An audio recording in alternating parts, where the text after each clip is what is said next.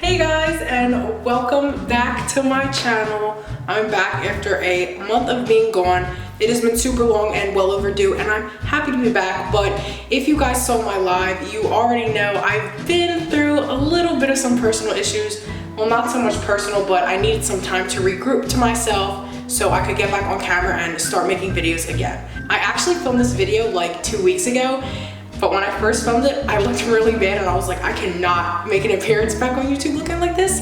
So now this is the second attempt.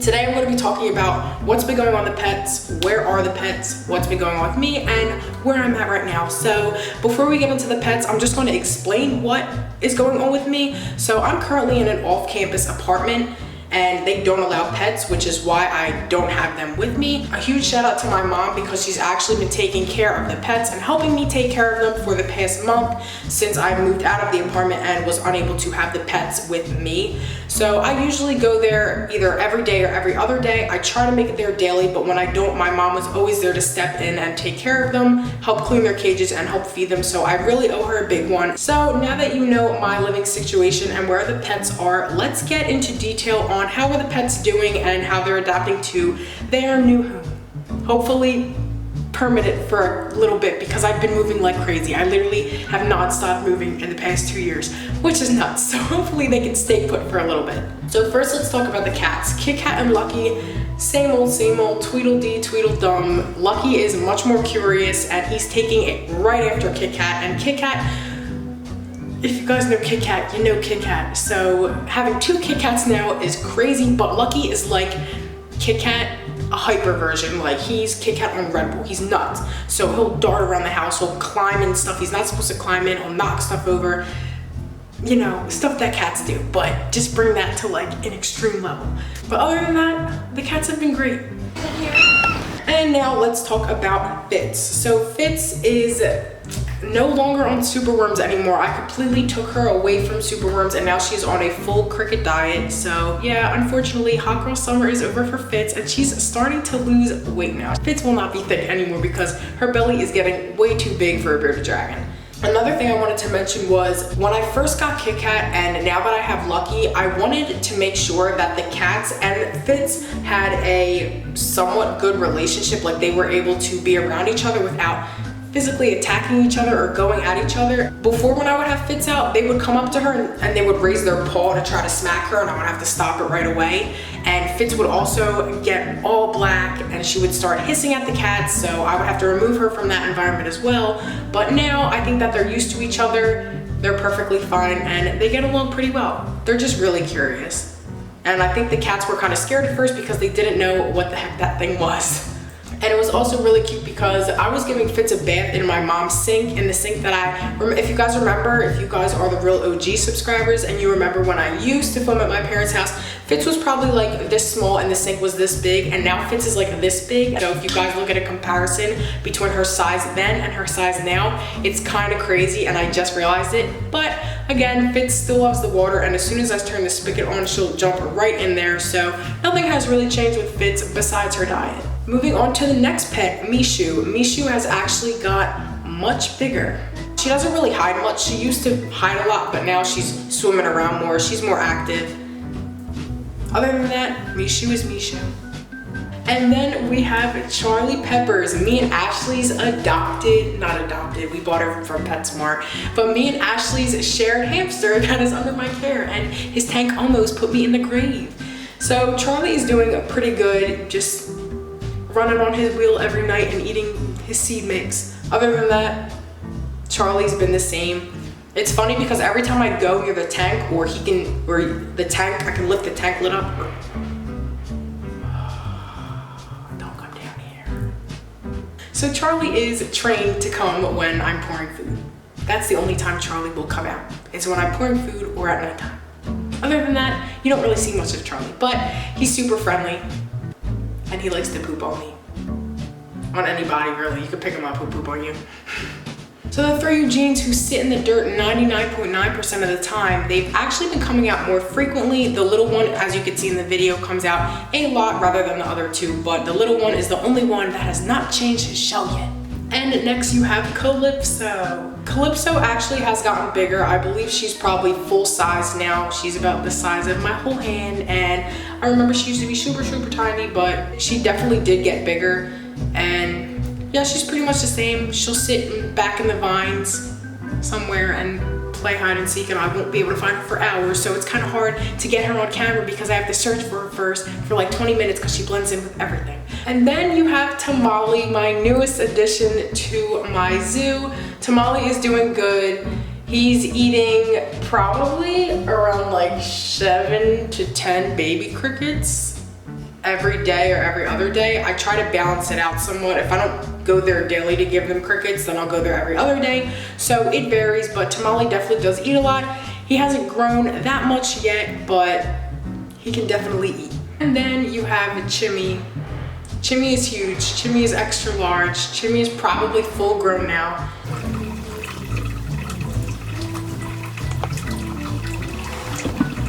Love me!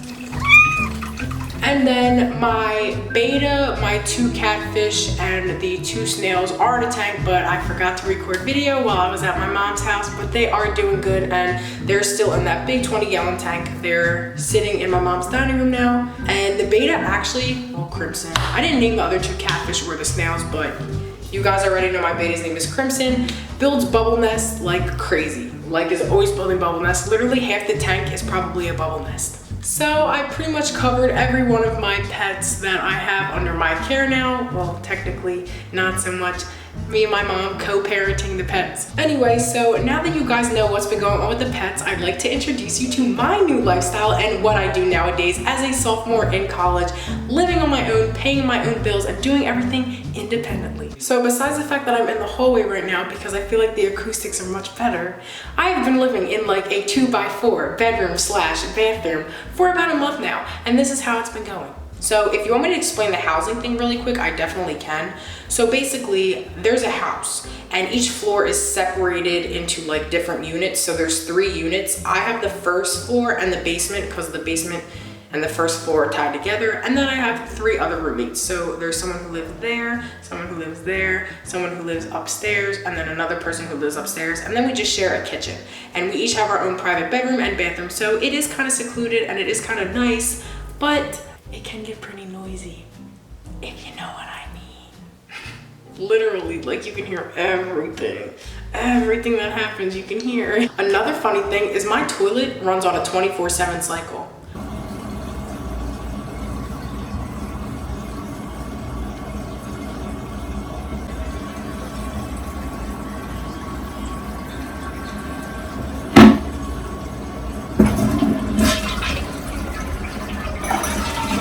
Yes, my toilet runs all the time. I've tried being Bob the Builder and fixing the toilet, you know, plumbing and all that stuff. I can't fix the toilet. Sometimes it runs, sometimes the water doesn't even come out of the toilet. Sometimes there's too much water in the toilet. Sometimes the toilet overflows. In the matter of a month, I think I'm a professional plumber because of how many times I had to fix that toilet. But it still runs. I can't stop that. I don't know why it runs on a 24/7 cycle, but it does. Oh yeah, doing laundry. It can be fun. It cannot be fun. Somebody's calling my telephone. All right, so here's my laundry room. It's beautiful. I have my Tide Pods and my fabric softener, but I don't have my clothes, so.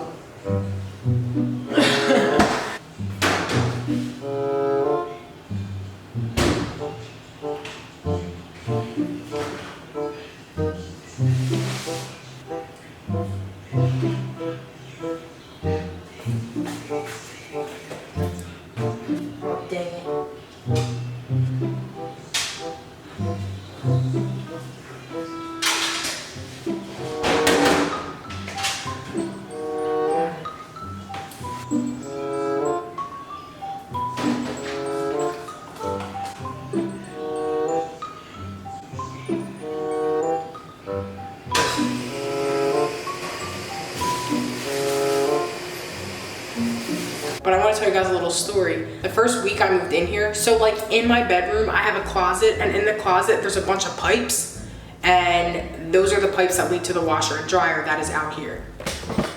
so that's the washer and dryer. My bedroom door is like right here. So I only put like a little bit of clothes in the laundry, and I think I put it on like the heavy cycle, and literally the whole washer started like shaking vigorously, and then the pipes bursted all over my room. So my whole room was like pretty much a water park. That was pretty fun, and I did it. Another thing is, living here and sharing a kitchen can be quite the adventure. My diet consists of ramen, chicken, frozen chicken, pasta, and more ramen. All right guys, so in this episode, we're gonna be making spicy ramen noodles. This is what I eat probably every day of my life, which isn't healthy, but if you wanna know what brands I use, and I'm in the communal kitchen, so if anyone comes up here, that's gonna be really awkward because nobody in here knows I'm a YouTuber. First off, we need to get that pot up there.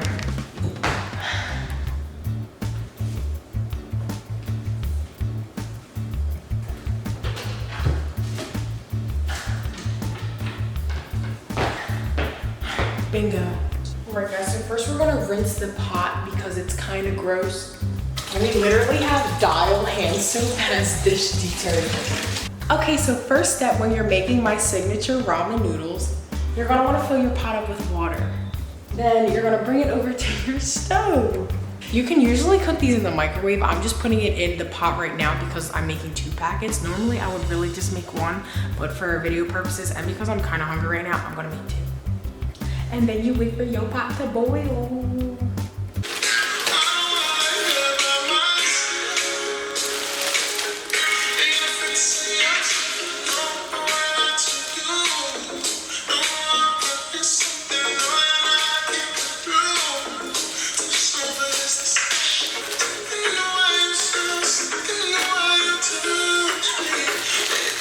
You want to pull out this packet of sodium right here after you take out your ramen.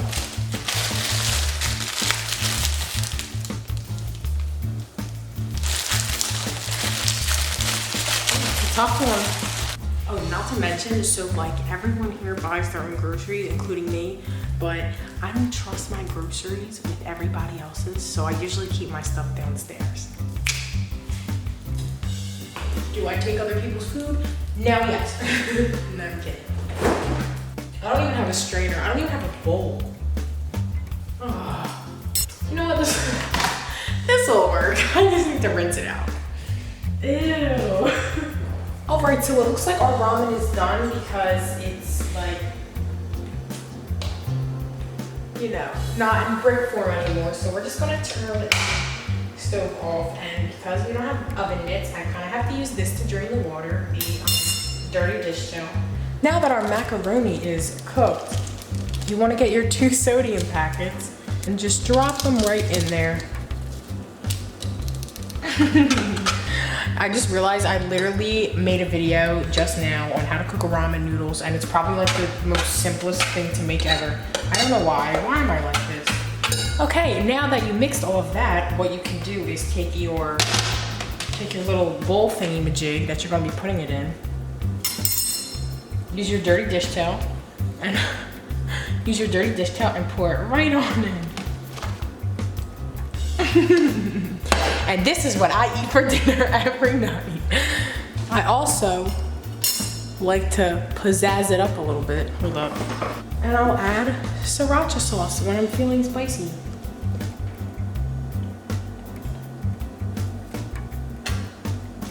And there you have it.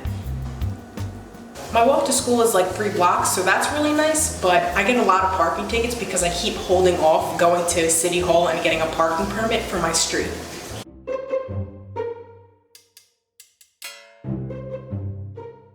And another thing is, I live in the basement, so I literally have a colony of spiders outside my window. And I don't really like spiders. I mean, I can deal with tarantulas, but it's just those little house spiders that creep me out. So I don't really talk to them that much, but as long as they don't cross their window boundaries, I'm cool.